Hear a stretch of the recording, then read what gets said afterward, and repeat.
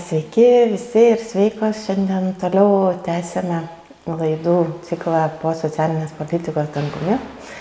Ir šiandien kalbiname mūsų šių metų alumnę Vakarę Šuliauskaitę. Sveiki ir sveikos. Tai aš esu Lina Šumskaitė, socialinės politikos programos dėstytoja. Vakarė prieš 2 savaitės atsiėmė diplomą. Ir šiandien su ja pasikalbėsime tiek apie studijas, tiek apie profesinį kelią, kokie yra lūkesčiai ir ką rinkosi ir kur galbūt jau pradėsi dirbti. Tai gal pirmas klausimas būtų, kaip pasirinkote Vakarę socialinės politikos studijas, ar iš toli atvykote į Vilnių ir kaip jos apskritai atsirado jūsų pasirinkimo sąraše? Tai aš atvykau iš Alytaus. Šiaip, kaip aš nusprendžiau pasirinkti socialinės politikos studijas, būtent po mokyklos baigimo labai abejojau, ką aš noriu veikti.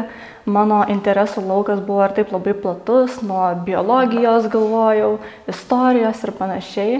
Tai iš tiesų buvo labai didelis neapsisprendimas. Tai ką aš nusprendžiau daryti, tiesiog eiti per studijų programas ir žiūrėti, kas man užkabina akį.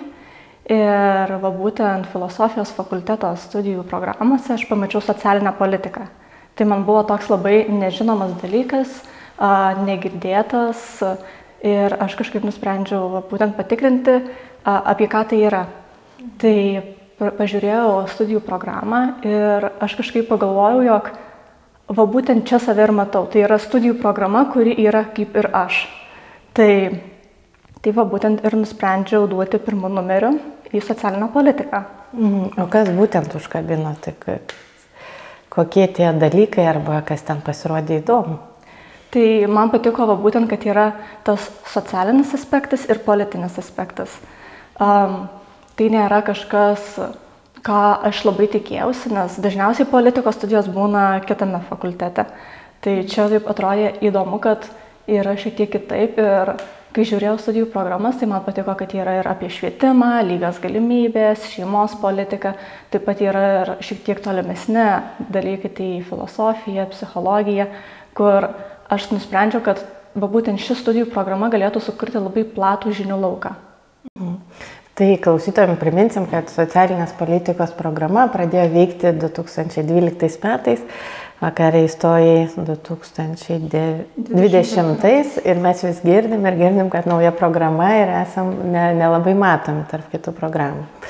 Tai iš tiesų jau bus beveik 10 metų, kai turim pirmus absolventus. Tai kitais metais švęsime, 26 metais, 16 metais pabaigė pirmą kartą. Kas pačiai labiausiai įstrigo ar patiko studijuojant? Tai man būtent ir įstrigo, kad aš galėjau gauti galimybę sužinoti apie labai daug įvairių sričių. Tai mano pačios interesų laukas labiausiai yra lygių galimybių politika, tai aš galėjau netgi per kitus, tarkim, sveikatos apsaugą, žiūrėti iš savo tokio intereso lauko jau šiek tiek. Tai man patiko tas labai holistiškas požiūris, taip pat, kad studijų programa jinai nėra nuobodi. Tai mes turėjome ir tam tikrų išvykų į kitas institucijas, aplankėme ministerijas, Vilniaus pataisos namus, kas irgi sudarė tam tikrą platesnį matymą apie ne tik pačią tą socialinę politiką, bet kaip jinai yra įgyvendinama. Kaip tavo tas domėjimasis sritis susiformavo? Tai nuo kada patraukė tą lygių galimybių politiką? Jau pirmame semestre.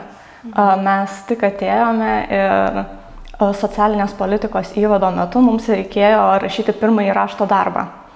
Ir aš kažkaip pradėjau galvoti, apie ką aš norėčiau rašyti, ką norėčiau analizuoti. Ir būtent žiūrėjau, gerai, kas įeina į tą socialinę politiką. Ir lygių galimybių politika man iš karto užkabino akį. Ypatingai būtent lyčių lygybės aspektas. Aš kažkaip pati iš savęs domėjausi ir būtent nusprendžiau įsigilinti, kaip vyksta būtent pati politika. Tai lyčių lygybė neapsistojau studijų metu, analizavau ir šiek tiek ir kitas grupės, tai negalios aspektas buvo labai įdomus. Taip pat buvo itin įdomu ir šeimos politika, bei toks šiek tiek gal toliau nueinantis, tai būtent sveikatos apsauga, ypatingai domino psichikos sveikata bei reprodukcinė sveikata, kurią aš ir būtent rašiau savo bakalauro darbą. Tai tavo pačios bakalauro darbas skamba taip, kad reprodukcinių teisių politika nėštumo nutraukimo srityje, nevyriausybinių organizacijų įtaka Lietuvoje. Tai gal gali mums papasakot, kas tai yra tos reprodukcinės teisės ir dar čia reprodukcinių teisių politika, kaip pati supranti?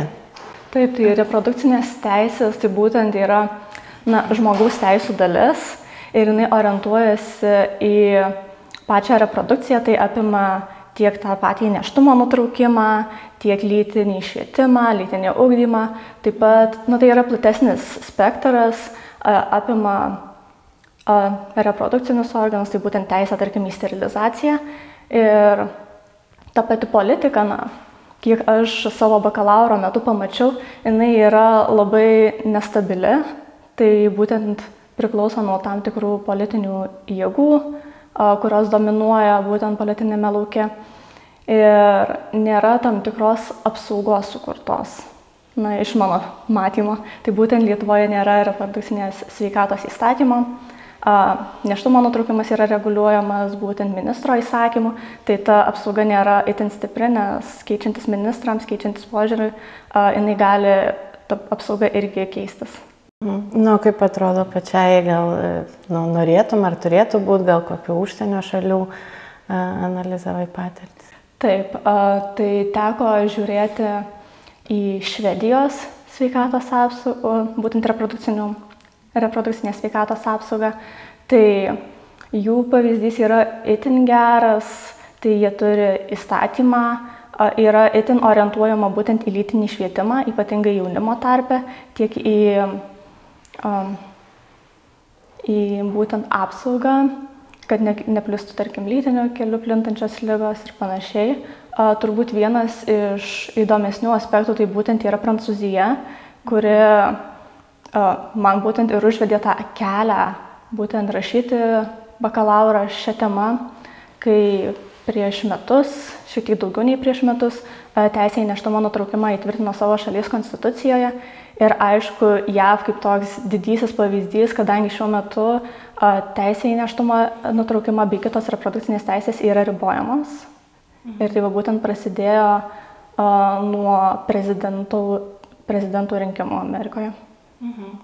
Koks čia tada tas nevyriausybinių organizacijų vaidmuo, nes kaip ir į pavadinimą įdėjusi, tai ar apie jas kokį tai aspektą analizavai? Taip, tai tas vaidmuo, kiek aš domėjausi, jisai yra itin fragmentiškas. Pačios nevyriausybinės organizacijos patiria itin nemažai kliūčių įsitraukiant į politikos formavimą. Tai yra ir tam tikros vidinės kliūtys, pavyzdžiui, net nematymas savęs kaip politikos formuojančios organizacijos, taip pat ir tam tikros išorinės, tai politikų nenoras įtraukti nevyriausybinių organizacijų į darbo grupės. Tai tos kliūtys apsunkina jų įsitraukimą į politikos formavimą. Taip pat žiūrėjau savo bakalauro metu ir istorinį tokį aspektą, tai išskyriau laikotarpius, kaip kito tas būtent aktyvumas, kokios buvo aktyvumo formos.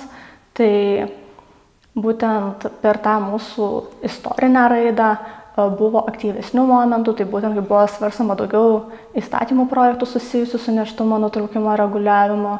Ir šiuo metu tas aktyvumas irgi, sakyčiau, atgimsta. Tai reikės šiaip turbūt žiūrėti ir ateityje, kaip tas kis, nes ir dabar yra svarstymų dėl reprodukcinės sveikatos įstatymo. Tai gali būti, kad dar kažkas keisis. Tai mes čia kalbėjomės ne per seniausiai su skurdo mažinimo tinklu ir jie kaip nevyriausybinė organizacija kalbėjo, kad labai daug dalyvauja politikoje ir yra įtraukti. Tai šitoj srity matom, kad tos nevyriausybinės organizacijos jos gali būti labai kontroversiškai kaip dalyvės, gali būti netgi ir pačios nematyti savęs aktyviamis dalyvėmis. Taip, plus egzistuoja tas pasiskirstymas į dvi stovyklas. Tai atsiranda tarp pačių nevyriausybinių organizacijų tam tikras susikirtimas. Vienos pritarė reprodukcinėms teisėms, kitos kaip tik nori apriboti teisę į nėštumo nutraukimą ir čia irgi atsiranda toks labai įdomus aspektas. Gerai, dar atlikai praktiką lygių galimybių kontrolieriaus tarnyboje. Ką ten veikėjai ir kaip pritaikė, gal įgytas universitete žinias, o gal kokių naujų įgyjai būtent praktikos metu? Taip, tai aš būtent atlikau praktiką lygių galimybių integravimo grupėje. Tai turbūt įdomiausias aspektas man pačiai buvo tiesiogiai prisiliesti prie lygių galimybių integravimo tų įrankių, tai yra lygių galimybių liniuotė bei lygių galimybių sparnai. Būtent savo praktikos metu aš galėjau pritaikyti tas teorinės žinias, kadangi man reikėjo vis tiek analizuoti, kaip institucijos vykdo savo lygių galimybių politiką, teikti rekomendacijas, taip pat kas man turbūt labiausiai įstrigo, tai būtent visos informacijos sisteminimas. Kadangi tikrai informacijos ateina daug ir reikia ją kažkaip susisteminti, apipavidalinti, išskirti stiprybės, silpnybės institucijų, bei suformuoti būtent labai tikslingas rekomendacijas. Tai tas rekomendacijų formavimas man buvo toks grynas socialinės politikos aspektas, kuriuo aš labai mėgausi. Tau patinka formuoti rekomendacijas. Taip. Na, ir kiek žinau, nuo rytojus pradedi dirbti. Tai kaip gavai darbą, ar buvo sunku, taip suprantu, įgijus diplomą pradėjai ieškoti, ir koks čia tavo tas darbo kelias? Iš tiesų darbą susiradau labai greitai. Aš pati nustebau, kad taip greitai gavau darbo pasiūlymą, buvau šiek tiek net nepasiruošusi. Tai įsidarbinau į nacionalinę mokėjimo agentūrą, čia prie Žemės ūkio ministerijos. Tai šiek tiek yra toliau nuo mano intereso srities universitete ir aš matau tai kaip tam tikrą iššūkį toliau tobulėti ir gilintis galbūt į tą sritį, kuri man yra mažiau pažįstama. Ar žinai, ką ten veiksi arba kokias funkcijas turėsi atlikti? Taip. Tai pagrinde mano darbas bus susijęs su dokumentų archyvavimu, dokumentų teikimu, perdavimu. Tai čia jau jaučiuosi šiek tiek, taip pat ir raštų rašymu, kur yra mano stiprioji, sakyčiau, savybė. Rašymas man kažkaip natūraliai gaunasi, turiu labai gerą pagrindą ir iš universiteto, kadangi rašto darbų tikrai buvo. Ir taip pat, kas man dar įstrigo, būtent, ką manau, kad pravers, tai yra įstatymo projektų praktikavimasis rašymas būtent universitete. Tai tavo ir darbe reikės kažkaip įstatymų projektus rašyti, tai čia bus labiau susiję su tuo, ką mokeisi iš socialinės politikos srities. Na, o kiek žinau, lyg ir stojai į magistrą, ar jau žinai rezultatus? Taip, jau esu įstojusi į socialinės politikos magistrą, tai toliau tęsiu studijas. Na, o kokie tada toliau planai? Tada derinti studijas ir darbą, ar kaip tu matai savo, kaip čia, artimiausius gal porą metų? Pradžioje tikrai bandysiu pilnu etatu dirbti ir studijuoti. Kadangi bakalauro studijų metu aš nedirbau, tai man čia bus toks truputį iššūkis irgi suderinti savo laiką, atrasti laiko ir poilsiui. Tačiau aš matau galimybę, jog man tikrai pavyks savo laiką derinti ir valdyti. Manau, kad sugebu. Na, aišku, jeigu iškils tam tikrų sunkumų, tai tikrai ir darbo vietoje kreipsiuosi į pagalbą, jie žino, kad aš studijuosiu magistrą. Tai artimiausiu metu tikrai planuoju tęsti savo studijas, o po magistro taip pat nepaleidžiu idėjos stoti į doktorantūrą. Tai turi tokių akademinių ambicijų. Taip. O, iš tikrųjų, gal galim pasakyti, kad magistrė yra vakarinės daugiau studijos, vakarais organizuojam paskaitas, tai dauguma absolventų dirba, dauguma studentų magistro dirba. O kaip bakalauro metu, ar tu buvai išskirtinė, kuri nedirba, ir tavo čia buvo sąmoningas pasirinkimas, ar ir kitų kolegų buvo, kurie dirbo, nedirbo, kokia čia proporcija gal? Pas mus dauguma studijų metu dirbo šiaip. Aš buvau viena iš retų, kuri tiesiog nusprendė nedirbti. Turėjau galimybę savo tokią leisti, bet kiek girdėjau iš savo grupiokių, tai derinti darbą ir studijas jiems nebuvo sudėtinga. Tai galėjo prisitaikyti, aišku, dauguma turbūt dirbo nepilnu etatu, kad būtų lengviau. Tai turbūt ne veltui, kaip ir baigėjai to cum laude diplomų, tai tie studijų pasiekimai jau buvo labai aukšti. Tai pabaigai gal ko palinkėtum būsimiems studentams, kaip rinktis, ar į ką atkreipti dėmesį, ar ko tikėtis iš studijų universitete bendrai, ar šioje programoje, fakultete gal? Taip, tai turbūt pirmiausiai palinkėčiau nebijoti ieškoti savęs, ieškoti, kas jūs domina, jūsų intereso sričių, nes tikrai yra labai platus spektras studijų pasirinkimų, yra ir studijų programuose įvairus spektras temų, kurios gali dominti.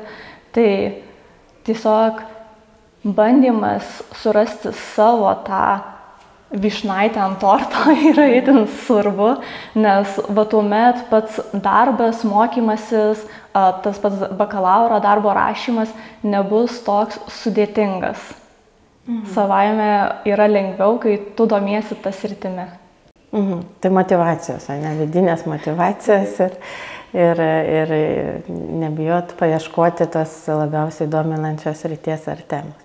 Gerai, tai ačiū ir tada tik pasakysim, kad dar tęsim tuos pokalbius su alumnais, kai kuriuos aplankysim darbo vietose, tai galite sekti mūsų kitas tinklalaides.